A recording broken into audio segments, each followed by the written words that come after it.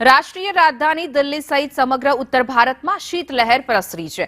ઉત્તરના પહાડી રાજ્યોમાં સતત હિમવર્ષાને કારણે મેદાની વિસ્તારમાં તાપમાનનો પારો ગગડી રહ્યો છે। દિલ્હીમાં આજે વહેલી સવારથી જ ધુમ્મસની ચાદર છવાયેલી જોવા મળે છે। તો હવામાન વિભાગની આગાહી પ્રમાણે આજે દિલ્હીમાં સરેરાશ તાપમાન 9 ડિગ્રી સેલ્સિયસ અને મહત્તમ તાપમાન 20 ડિગ્રી સેલ્સિયસ રહેવાની સંભાવના છે। ગાઢ ધુમ્મસને કારણે આજે ઘણા વિસ્તારોમાં વિઝિબિલિટી નબળી રહી હતી।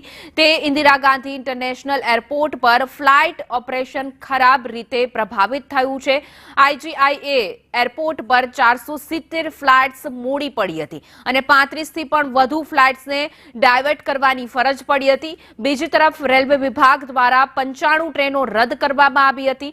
ધુમ્મસની સાથે દિલ્હીમાં વાયુ પ્રદૂષણમાં પણ વધારો થયો છે, જ્યાં ગઈકાલે સવારે સૌથી વધુ એક્યુઆઈ 402 નોંધાયો હતો, ત્યારે આજે આ એક્યુઆઈ વધીને 480 થઈ ગયો છે। દિલ્હીના 15 વિસ્તારોમાં એક્યુઆઈ 400 ને પાર પહોંચી ગયો હતો।